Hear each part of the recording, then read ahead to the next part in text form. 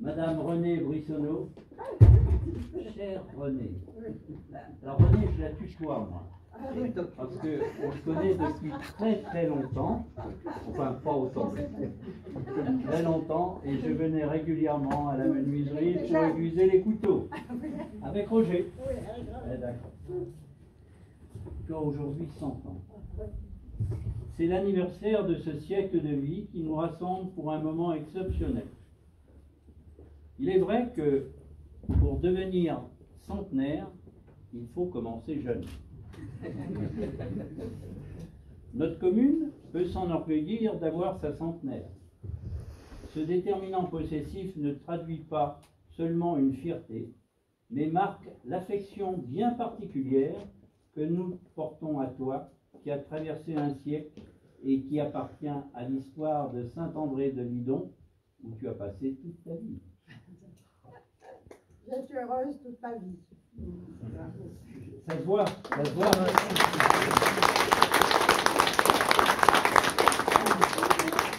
Et aujourd'hui, elle est doublement heureuse parce que vous êtes tous là. Tu es né le mercredi 14 septembre 1921 à Saint-André-de-Lidon, au sein d'une fratrie de filles, Madeleine et André. C'est au milieu, mais avant. Je suis au milieu, moi. Un père menuisier, Raoul Goyon, figure incontournable du village, et d'une mère au foyer, Marie. Dès ton plus jeune âge, tu as eu une forte attirance pour la couture, la broderie, qui sont devenus tes passe-temps favoris. Pendant ce temps-là, l'atelier de menuiserie de ton père prenait de plus en plus d'importance. Il recherchait des apprentis pour la poursuite de son activité quand, en 1930, un jeune garçon de 16 ans, originaire de Pont-l'Abbé d'Arnoux, se présente. René Brissonneau. Sans plus attendre, il est engagé.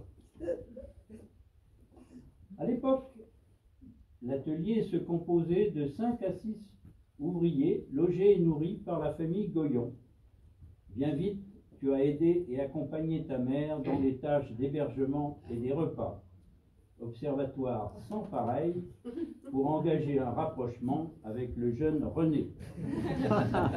Apprécié de ton père Raoul pour son sérieux et son application dans le travail. Son successeur était tout désigné. Le mardi 23 avril, c'est un mardi, 1940, vous êtes marié à la mairie de Saint-André-de-Lidon. Quelques années plus tard, je ne sais pas l'âge, François. François arrive. C'était une bonne année et un bon mois. Le mois d'avril, c'est un très bon mois. Exactement. Ah ben, tu arrives, il était très attendu. Ah ben oui. Encore aujourd'hui, il est toujours très attendu par sa maman. Il te donnera 4 petits-fils qui font tous ton bonheur. Ils sont où? Alors, Sophie, les enfants. Sophie, Sylvain, oui les Sylvain, voilà. Aurélia, Julien, très bien. Ils sont beaux, hein. Ils sont superbes. Hein.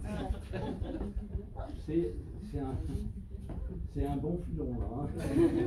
Qui sont accompagnés de 6 arrière-petits-enfants. Alors, je vais les citer. Margot. Ah, on ne l'avait pas vu, c'est pas écrit, mais elle a le sourire de la famille. Lola. C'est moi. Oui, d'accord aussi. Et ça, c'est du côté de Sophie, je crois. Et du côté de Sylvain. Alors, Julie.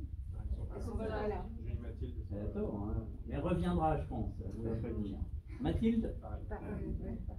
Zoé. J'ai vu Zoé tout à l'heure. Doucement la main. Hein. Et Basile. Incontournable. Alors, quels petits-enfants connaissent l'engagement sportifs de leur grand-mère dans l'équipe de basket de notre commune.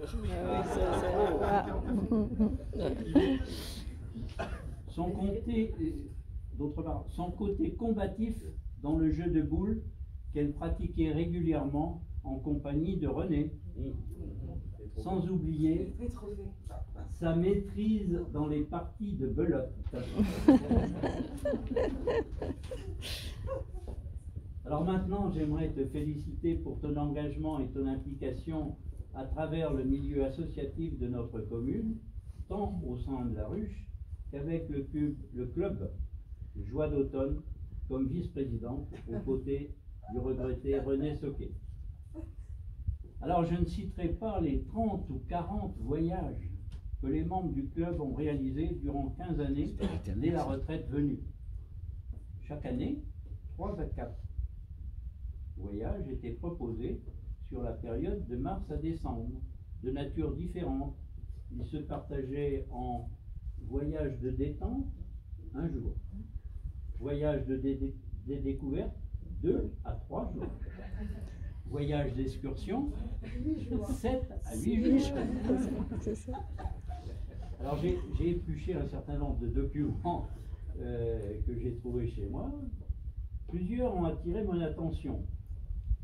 Le 14 septembre 1982, visite dans la région du Pomerol et à Saint-Émilion pour ton anniversaire. C'était une très bonne idée.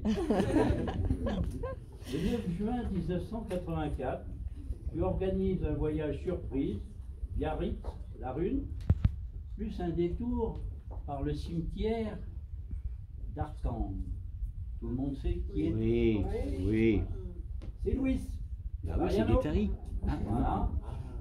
Le 8 juillet 1986. Attends, je te fais grâce, les 30 ou 40, je les ai lus. Découverte du Pays Basque avec excursion gastronomique en Espagne, à San Sébastien. Alors il y avait toujours, tous les voyages étaient agrémentés, soit des pauses pour acheter des chouquettes, pour acheter des... ça aidait pour le voyage, hein, et puis c'était toujours accompagné d'un bon repas. C'est ça. Du 4 au 10 septembre 1989, visite du Tyrol. Tu t'en souviens? Du 22 au 29 juin 1990, excursion en Savoie. Après le dîner, souvent concours de belote. René, associé à Henriette Beautray, hein, c'est Henriette Beautray, elle remporte le concours. Bien sûr, devant René, qui fait triste mine. Ainsi, un ensemble de régions ont pu être découvertes, de la Bretagne à l'Alsace, du Jura à la Côte d'Azur, du pays catalan au Pays Basque, des portes du Luxembourg au champ de bataille de la Grande Guerre, sans oublier le vignoble champenois, et puis la Normandie, les côtes charentaises, l'Ardèche, le Périgord, le Quercy, la Vendée, et j'en oublie, hein, parce qu'il y avait souvent des sorties d'un jour, c'était pique-nique, mais le pique-nique était, il rentrait tard. Hein. J'ai des bons souvenirs, tu vois, Ah, voilà, tu vois, c'est bien que je t'ai rappelé ça. Alors bravo pour l'organisation de ces espaces de vie créateurs de liens. Ta forme et ta bonne humeur montrent que l'on vit bien dans notre commune et que l'on vieillit très bien aussi. C'est pourquoi, après cette séquence souvenir d'une vie bien remplie, nous allons lever notre verre à ta santé. Merci pour votre présence à tous. Je rappelle que c'est Albert qui nous a préparé le buffet. On va...